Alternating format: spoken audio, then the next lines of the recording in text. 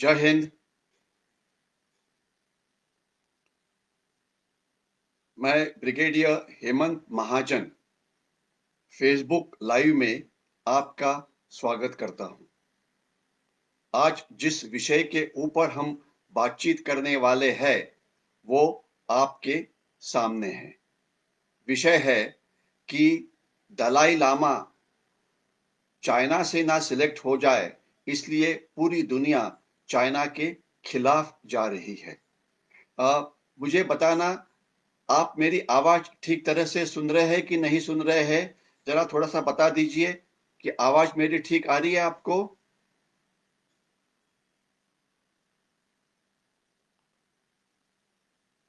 मेरी आवाज आपको ठीक आ रही है?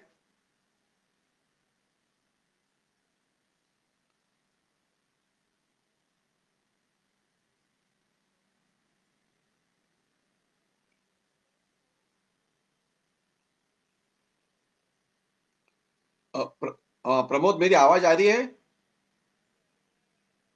जरा चेक करो, क्योंकि मुझे लग रहा था कि ये थोड़ा सा डेड लग रहा है, इसलिए देखो। तो एक बार मैं फिर शुरू करूं क्या? एक बार फिर शुरू करूं? हाँ हाँ, ओके ओके, अभी है। हाँ, अभी सौरभ का ये आया हुआ है। यस सर, ओके ठीक है। हाँ, शायद आ रही है। हाँ, एक बार आप भी कंफर्म करना कि ठीक आ रही है। हाँ, चलो, ओके, जय। सौरभ जी, धन्यवाद। क्योंकि ये समझ में नहीं आ रहा था कि मेरी आवाज और वीडियो आपके पास पहुंच रहे कि नहीं है। आज हम 4 विषय के ऊपर बातचीत करने वाले हैं, जिसका संबंध देश की सुरक्षा के साथ है, जिसका संबंध चाइना के साथ है। एक तो चाइना कोशिश कर रहा है कि जो दलाई लामा है, ये दलाई लामा के का जो उत्तराधिकारी होगा, वो चाइना ने सिलेक्ट किया हुआ होना चाहिए, जैसे जैसे वो चाहते हैं।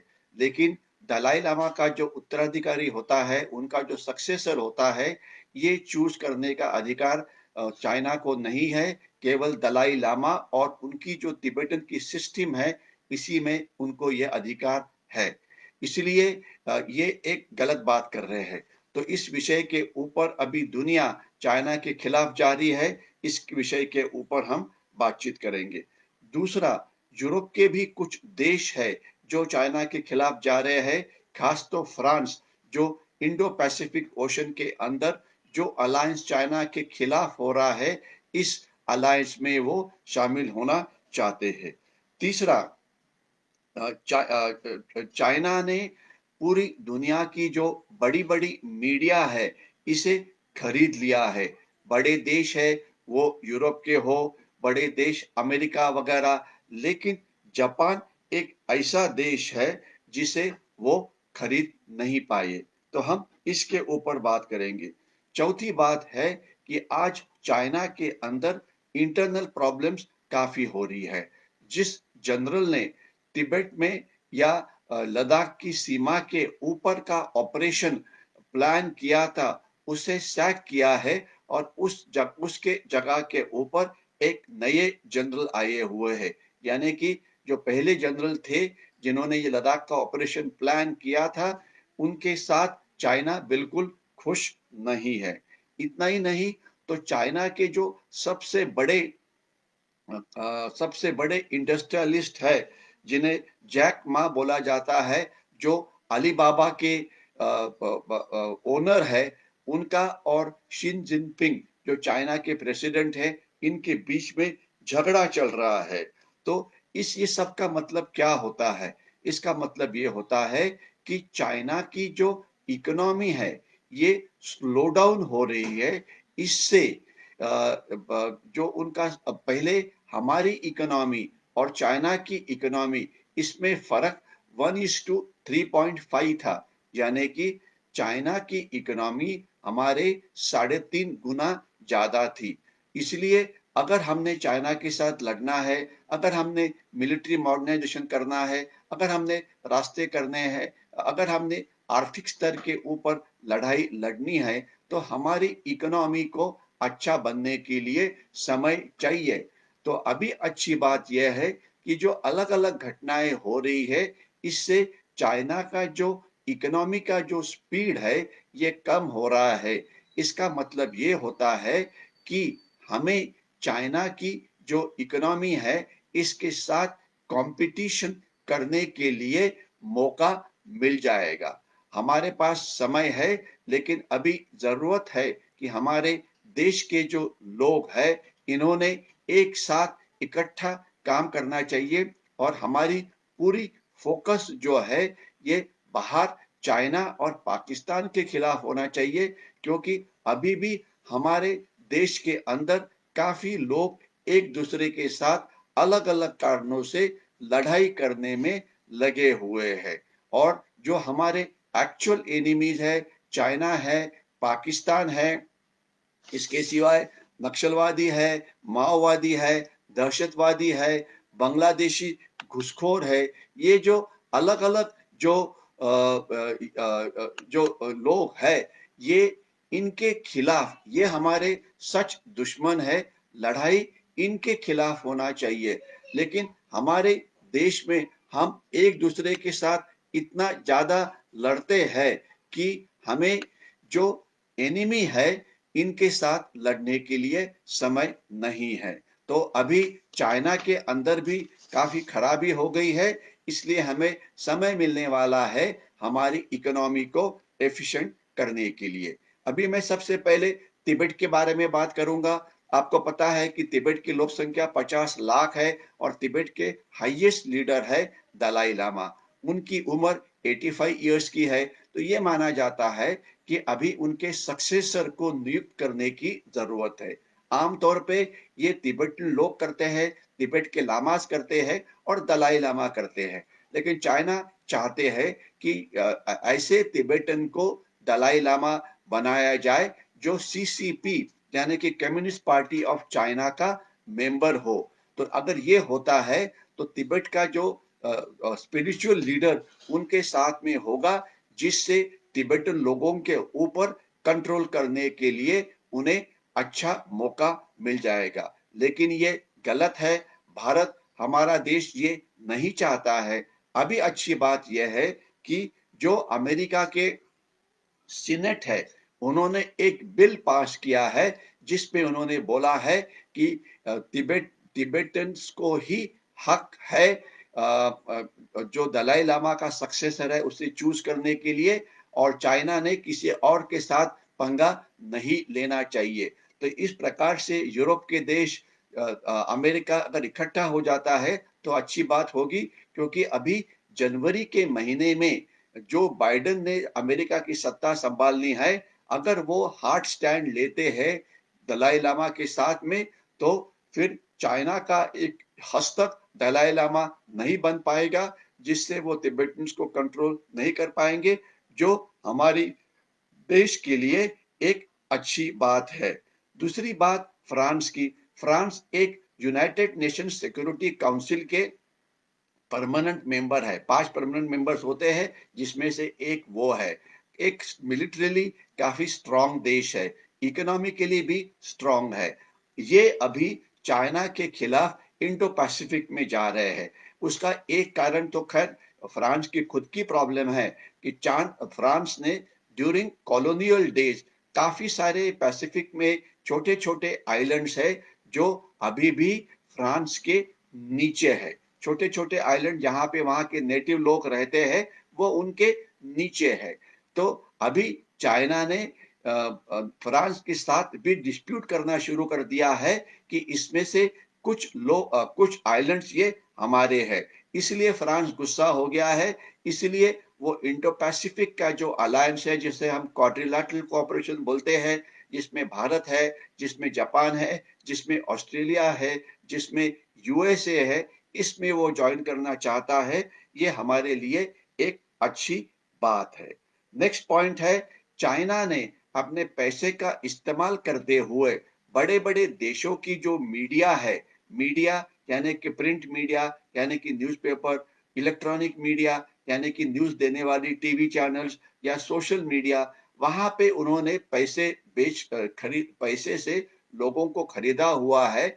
जिसलिए ये बहुत सारे न्यूज़पेपर्स है वो चाइना के खिलाफ लिखते ही नहीं है, चाइना के बारे में अच्छा ही लिखते हैं, क्योंकि चाइना दिखाना चाहता है कि कम्युनिस्ट पार्टी ऑफ चाइना बहुत अच्छी है, चाइना दुनिया के साथ अच्छा व्यवहार कर रहा है, वहाँ पे सब अच्छा है और उनका जो राइज़ है, ये एक अच्छा राइज़ है दुनिया के लिए। जबकि सच उसके उल्टी बात है, चाइना हर एक जगह पे एक्सपांशनिस्ट पॉलिसी को फॉलो कर रहा है। तो ये उन्होंने यूएसए की कुछ मीडिया खरीदी है, यूरोप की मीडिया खरीदी है। हमारे देश के अंदर आपको पता है कि कुछ हमारे न्यूज़पेपर्स है, चाइना ने बोला कि ताइवान के बारे में आप कोई सप्लीमेंट मत निकालो, जब उनका इंडिपेंडेंस डे है, हमारे न्यूज़पेपर ने ये मान लिया। तो इस प्रकार से और कुछ हमारे 400-500 एजेंट है कि जो इसमें जो बिल्कुल ही चाइना के बारे में बातचीत करते रहते हैं कि हमने चाइना से पंगा नहीं लेना चाहिए, चाइना ने सुपर सोल्जर्स वहाँ पे डिप्लॉय किए हैं, चाइना का एयरक्राफ्ट कैरियर अभी तैयार हो गया है, चाइना ये कर रहा है, वो कर रहा है, लेकिन चाइना कुछ भी करे उनको इंडियन आर्मी के साथ लड़ने की हिम्मत नहीं है, इसलिए मिलिट्रीली आपने उसकी फ़िक्र नहीं करनी चाहिए। लेकिन जापान एक ऐसा देश है जहाँ पे चाइना बिल्कुल मीडिया को जापानीज मीडिया को खरीद नहीं सका। तो जापानीज मीडिया ने जिस प्रकार से चाइना के खिलाफ स्टैंड लिया है, उसी प्रकार से स्टैंड लेने की ज़रूरत है हमारी मीडिया ने, वो प्रिंट हो, इलेक्ट्रॉनिक हो या सोशल हो, खास तो इंग्लिश मीडिया ने, क्योंकि ये इंटरनेशनली देखा जाता है, पढ़ा जाता है, इसलिए रीजनल लैंग्वेज कंपैरेटिवली कोई पढ़ नहीं पाता, इसलिए वो इतनी importance international point of view से नहीं है। तो ये मीडिया का जो इंडिपेंडेंस है, मीडिया का जो नेशनलिस्ट स्पिरिट है, मीडिया की जो देशभक्ति है, जापानीज मीडिया की, ये हमारी मीडिया के लिए एक बहुत अच्छा एग्जाम्पल है कि देश प्रथम किस प्रकार से होता है। इसके सिवाय कुछ अवार्ड्स अनाउंस हुए थे, अपनी मीडिया में उसे ज़्यादा इम्पोर्टेंस नहीं दिया गया। डोनाल्ड ट्रंप जो अमेरिका के अभी आउटगोइंग प्रेसिडेंट है, उन्होंने हमारे प्राइम मिनिस्टर और 3 और प्राइम मिनिस्टर्स को यूएसए का हाईएस्ट अवार्ड दिया।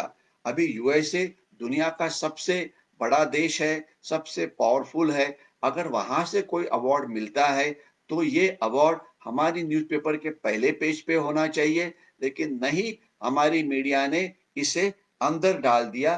कुछ गली का जो गली में जो कुछ लड़ाइयाँ हो रही है, उसे उन्होंने आगे लाया। उन्होंने ये नहीं सोचा कि प्राइम मिनिस्टर को यूएसए का जो हाईएस्ट अवार्ड मिला है, वो उनकी दृष्टि से इतना इम्पोर्टेंट नहीं है, उसे पेज 3 पे डाला है। आज चाइना के साथ लड़ना है, तो हमारी इकोनॉमी ये एफिशिएंट होनी चाहिए। तो इसलिए हम जो ईज ऑफ डूइंग बिजनेस होता है, यानी कि बाहर वाला कोई भी अगर हमारे देश में आए, देश में इंडस्ट्री लगाए, तो उन्हें वहां पे कोई भी इंडस्ट्रियल प्रोडक्शन करने में आसानी होनी चाहिए।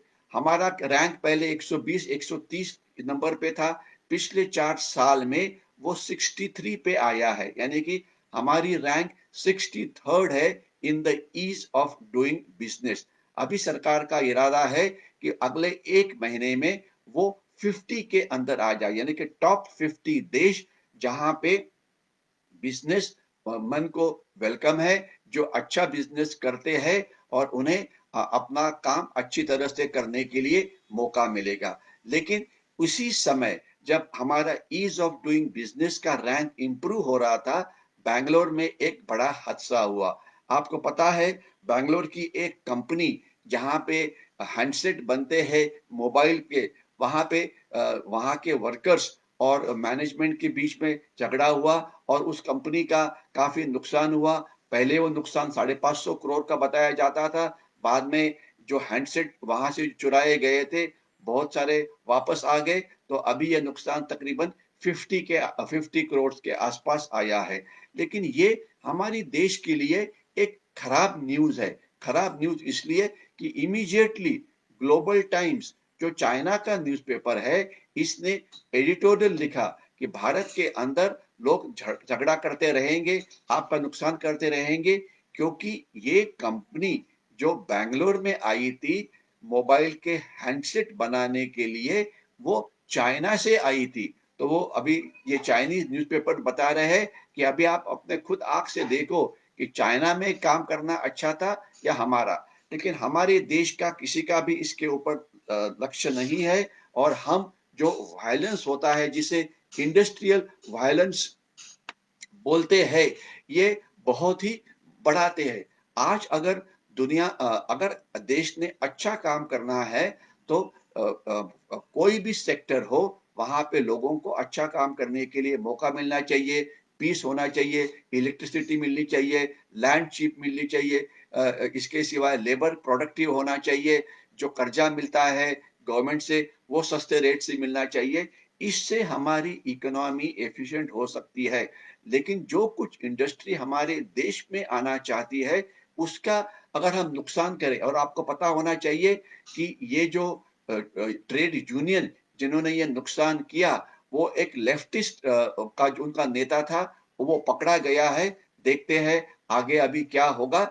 लेकिन एक चीज़ बहुत ही इम्पोर्टेंट है कि हमारे देश के अंदर इंडस्ट्री को प्रोडक्टिव बनने की ज़रूरत है, इकोनॉमी ने प्रोडक्टिव बनने की ज़रूरत है। सभी भारतीयों ने इकट्ठा होके काम करने की ज़रूरत है। आप आपस में अगर कुछ हमारे भेदभाव है, तो उसे भूलने की ज़रूरत है और अगले 10 साल, 15 साल हमने इतनी मेहनत करनी चाहिए कि हमारी इकोनॉमी जो है, ये चाइना से भी आगे जाए।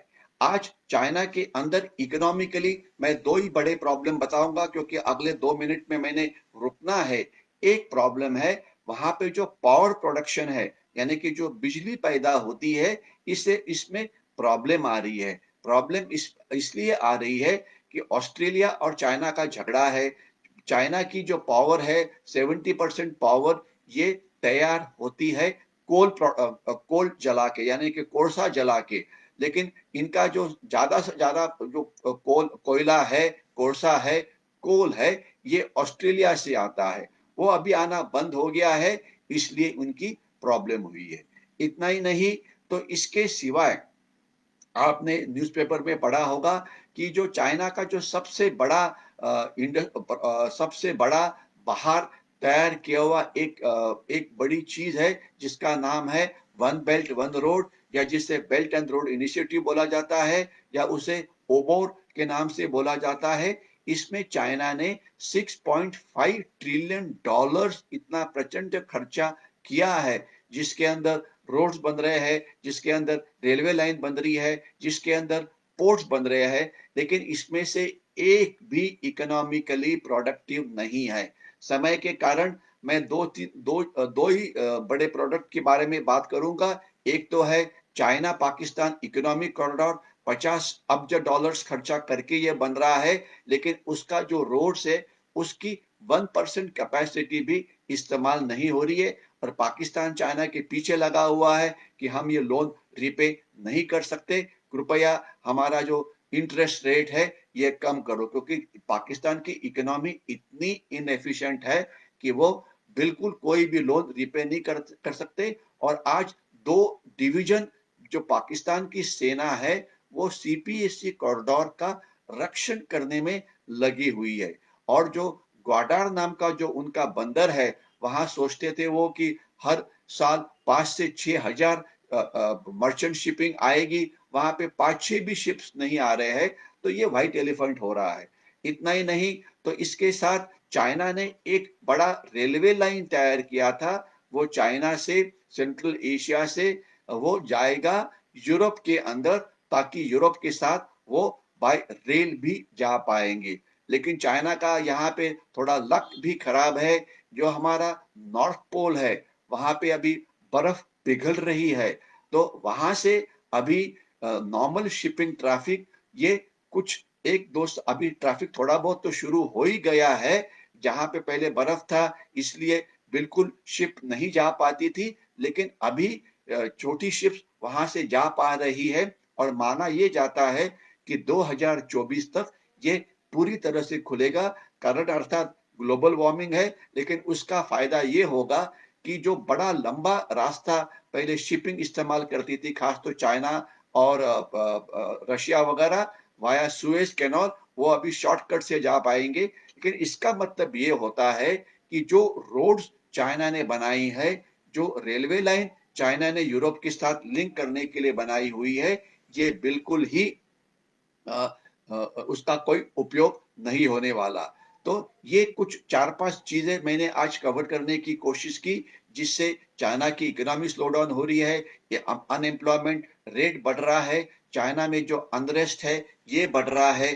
तो इस ये हमारे लिए एक अच्छी खबर है, क्योंकि इसे हमें हमारी इकोनॉमी एफिशिएंट करने के लिए समय मिलता है, हमारी मिलिट्री मॉडर्नाइजेशन के लिए समय मिलता है, और हम आगे आने वाले दिनों में, इसलिए कि चाइना के साथ हमारी लड़ाई काफी दिन चलने वाली है, हम एक अच्छी तरह से मिलिट्रीली, इकोनॉमिकली और सब तरीके से ये लड़ाई लड़ने के लिए तैयार हो सकते हैं। मैं यहीं पे रुकता हूँ, देखता हूँ कि कुछ क्वेश्चंस है कि नहीं। यहाँ पे काफी सारा रिस्पांस मुझे नजर आ रहा है। सौरभ जी बोल रहे हैं कि जय हिंद। सौरभ जी आपको भी, नागवेकर जी जय हिंद बोल रहे हैं, विक्रांत शंखपाल जी भी बोल रहे हैं, वराड़कर जी वंदे मातरम बोल रहे हैं, नागवेकर जी बोल रहे हैं कि आवाज ठीक आ रही है, संगीता जी बोल रही है कि मैं आपको आपकी बातचीत के लिए देख रहा हूँ, आप बड़े अभ्यासु व्यक्ति है।